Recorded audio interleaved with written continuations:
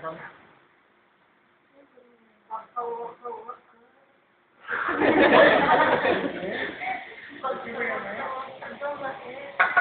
mo rin masyadong malakas yung apoy. Medyo tayo lang pag mainit na yung pan.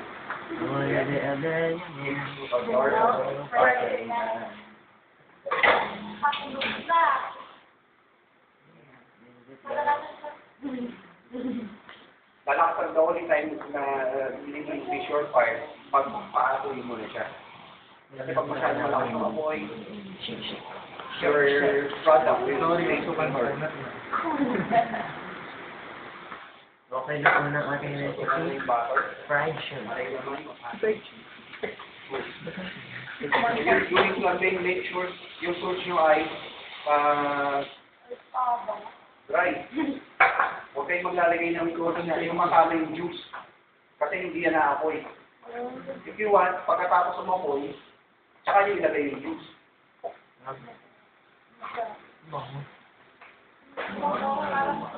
And then,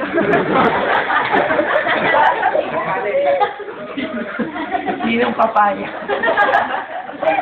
reason ba't hindi aapoy yung yung flambe, siyempre, canned fruit yan, malamig.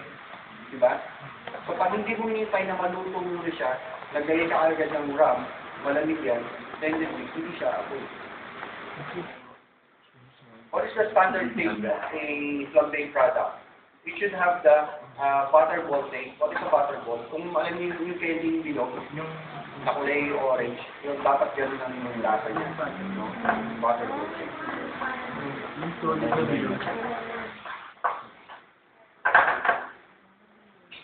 Ako yung light. Huwag yung aapoyan ng pagano'n kasi tendency niya yung apoy. Maagat yung sa dangerous. Pinaka-safe sa pagpaapoy sa dito kayo din on the side. So dito pa po. Sabi ng group. Sabi ng group. Tendency. Pag minsan ninervous ka, nagulat ka, gumagano ka, nagre-retract na kamay mo. So pwede lumaki yung apoy, malila mong gano'n, masusunod ka. So pag lumaki yung apoy, what you need to do is stretch your arm. Para hindi mapunta sa iyo yung hindi ka masunog. Okay? So stretch mong gano'n. Para nakakabading. Sorry, hinahol. Bading ka daw.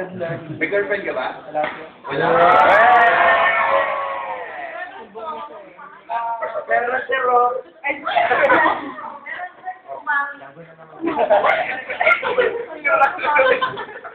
Hindi na ako na.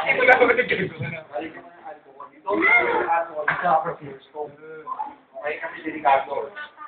Kapag magbubuhos ka ng alcohol, kailangan dito sa site mo gawin. Wala nang pala effect. Tapos malakas na yung apoy ko. Amazing! Amazing! Okay na ako. Para umapoy siya, hindi, okay, nag-fit siya para sa ganyan talaga. Para umapoy siya ng medyo matagal, you incorporate oxygen with fire. Diba? Pag walang oxygen, mamamatay yung apoy. So kaya natin sinishake na gano'n. Kaya para mas maganda yung yes, kasi natunaw na yung kanyang sugar ulit. Kaya nasabaw siya and because of the alcohol. Isa pa, kaso baka ano na. Ako madilig that's the only time you squeeze your lemon. Siguro mga, for this amount, mga half teaspoon lang. So ito pwede pa itong gamitin naman. Then, you put on your cornstarch. Di ba kahit itong limam na, nagkaroon pa ba? That's the reason. Ba't kailangan natin mag-start na? Sarita pa nga.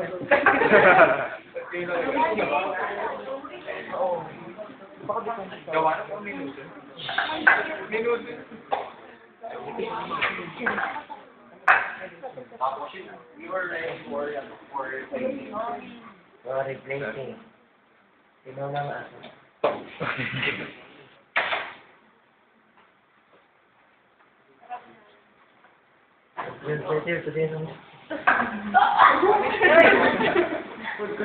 Pag nag-play kayo, it's not necessary na ilagay nyo lahat sa plate nyo kasi magaan yan.